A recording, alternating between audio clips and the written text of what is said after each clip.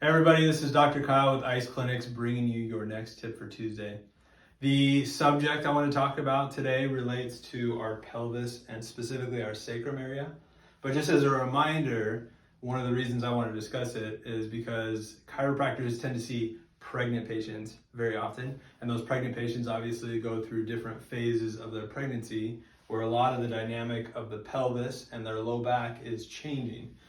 So we've had a few patients come in complaining of symptoms that may correlate with what I'm about to teach you with the sacrum area. And I just want you to keep that in mind if you happen to be pregnant or thinking about getting pregnant.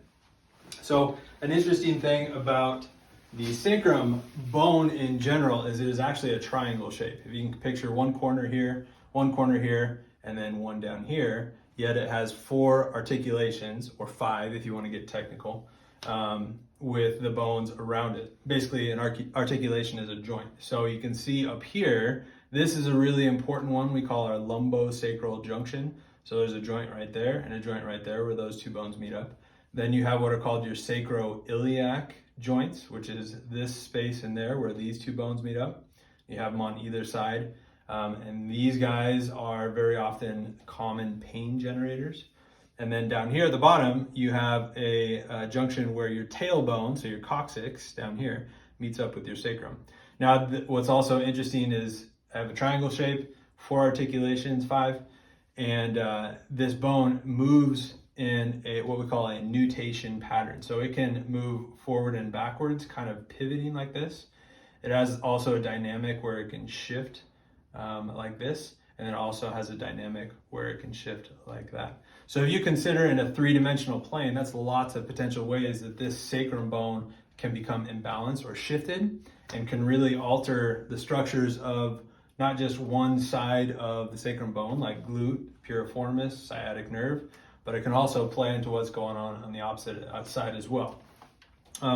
So we've had a few patients come in recently complaining of symptoms where they discuss this area of their back or their low back feels like it's numb, like they've been sitting in a chair too long, or maybe I've heard reference to sitting on a bicycle for too long. Those symptoms to me would imply that not only is there a shift in position of the sacrum bone relative to these other bones around it, but you can see these yellow guys, these are nerves that come out of these holes right here as well. And that kind of pattern to me is indicative of these nerves in general being irritated. Now, it doesn't necessarily tell us what's irritating the nerves, but usually the combination of the shift in bone and then the fascial plane back here in the low back combine to irritate these nerves and create this symptom that we've been hearing about a little more.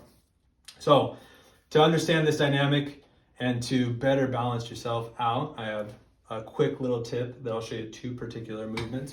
One you've seen me do before, which we call neutral pelvis.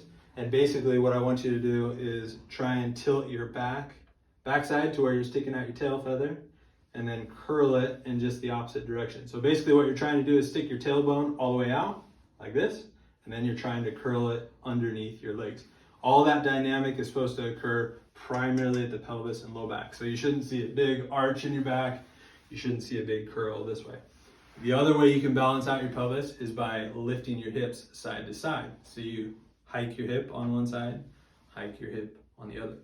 And then just like I said, going back to the original principles of how this area of your body works, if you use those 2 dynamics, a lot of how these bones interact and align can maybe balance themselves out to where you can try and fix the problem yourself, especially if the issue is you having pressure down in this area.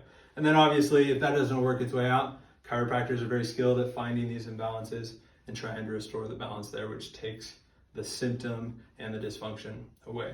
So hopefully that makes a little more sense. You guys understand this dynamic, because low back pain is a very common symptom for many people out there.